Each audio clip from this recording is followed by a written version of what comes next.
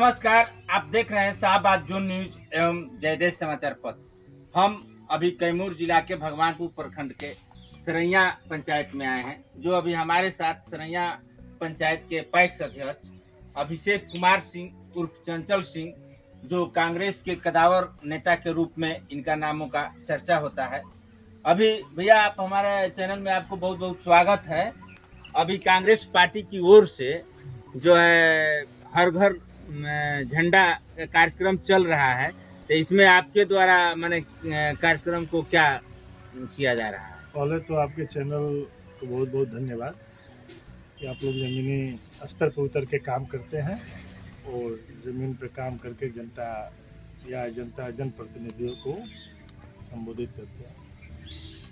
हर घर झंडा अभियान में हम लोग सक्रिय हैं। हमारे माननीय जननायक श्री राहुल गांधी जी का एक विचार है कि जनता में जाएं, जनता के बीच में मिले और जनता को कांग्रेस के पार्टी के बारे में बताएं, इनकी नीतियों और सिद्धांतों को बताएं और उसके बाद जनता की इच्छा से उनके घर पे झंडा लगाना है।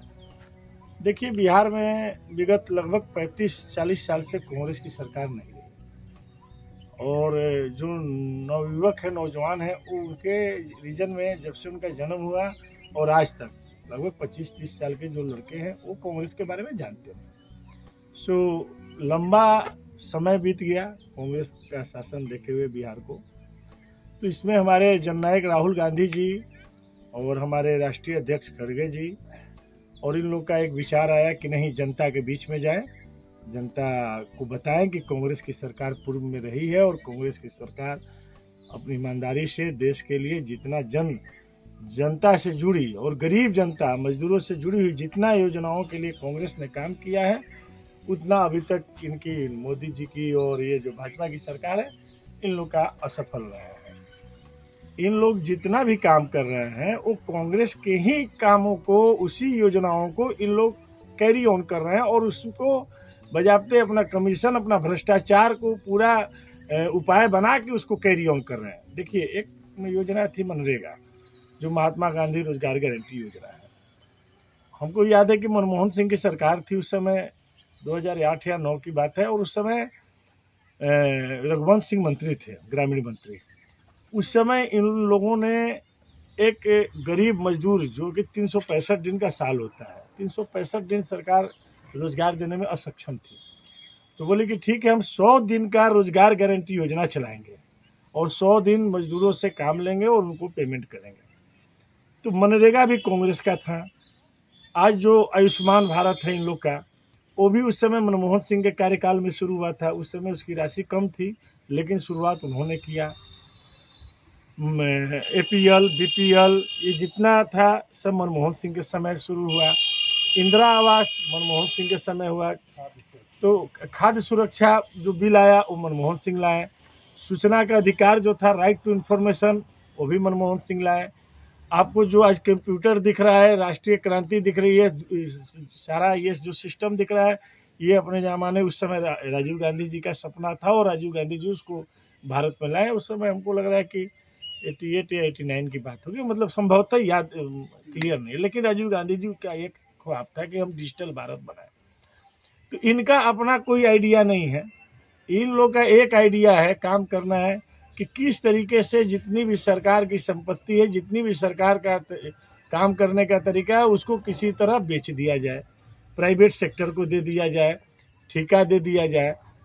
ये दो लोग हैं जो देश को बेचते हैं और दो लोग खरीदार हैं, तीसरा इसमें कोई नहीं है, चौथा व्यक्ति कोई नहीं है। अमित शाह जी, माननीय नरेंद्र मोदी जी, इन लोग देश को बेचते हैं और दो लोग जो है अडानी और अंबानी खरीदार के रूप में देश को, जितनी भी कंपनियां उसको खरीदने का काम करता है। तो आज स्थिति बहुत भयावह हो गई। अच्छा, बिहार में देखिए, तो बिहार में इतना ज़्यादा भ्रष्टाचार है कि आप अपना एक छोटा सा भी काम लेके जाइए ब्लॉक में या थाना में और चाहिए कि हम आ जाएं करा के, सो संभव नहीं है। वहाँ पे कुछ ना कुछ दान दक्षिणा आपको देना ही पड़ेगा। तो आज इस स्थिति में बिहार आ गई है कि आप मान के चलिए कि बिहार 15-20 साल फिर पीछे की तरफ चली गई। जो बिहार को 15-20 साल आगे होना चाहिए था, वो आज बिहार 15-20 साल पीछे चली गई। काम हर एक स्टेट में हो रहा है, जो बिहार में हो रहा है वो केवल बिहारी में नहीं हो रहा है, हर एक स्टेट में वो काम हो रहा है। लेकिन आज बिहार को 25 साल आगे होना चाहिए था। जितना काम करने का मौका मिला, केंद्र में भी इन्हीं लोग की सरकार थी और बिहार में भी इन्हीं लोग की सरकार है। सो इन लोगों को काम करने का पूरा मौका मिला, लेकिन यहाँ पे राशियों का बंदरबाट पहले से ही प्लानिंग करके पटना से चलता है पैसा और यहाँ पे आके फंस जाता है। तो बहुत भ्रष्टाचार है, आप देख ही रहे हैं, आपसे कुछ छिपा नहीं है भैया। जैसे आपका नामों का चर्चा कांग्रेस में प्रत्याशी के रूप में कुछ कार्यकर्ताओं द्वारा आता है, तो इस पर आपका क्या कहना है? पार्टी की इच्छा होगी तो हम लोग चुनाव लड़ेंगे। चुनाव तो लड़ना है, हम लोग का तो राजनीतिक जीवन है। अभी अध्यक्ष है, आगे मान लीजिए आगे भी चुनाव आएगा तो उसको भी लड़ा जाएगा, और विधानसभा का अगर पार्टी टिकट देती है तो उसको लड़ा जाएगा चुनाव। चुनाव तो लड़ना हम लोग का अगला काम है। इसीलिए जनता में दिन रात, कोई बीमार है, कोई मर गया, किसी के यहाँ कुछ घटना घटा। अभी कल ही हम बनारस से आए हैं, 2-3 लोग हमारे ही गाँव के लोग बीमार थे, उनके लिए गए। हम लोग तो सामाजिक जीवन है। अच्छा, मान लिया जाए तो कि मान लिया जाए कि इतना आप मेहनत करा करते हैं, घर घर झंडा से लेकर कार्यक्रम दुनिया जहान, पार्टी के लिए आप समर्पित रहते हैं। अगर आप मान लीजिए कि पार्टी अगर टिकट अगर नहीं आपको देता है, तो इसी परिस्थिति में आप क्या करेंगे? देखिए, पार्टी का काम है, पार्टी के बड़े बड़े नेता हैं और पार्टी का अपना एक तरीका है अपने उनका लड़ने टिकट देने का, नहीं देने का।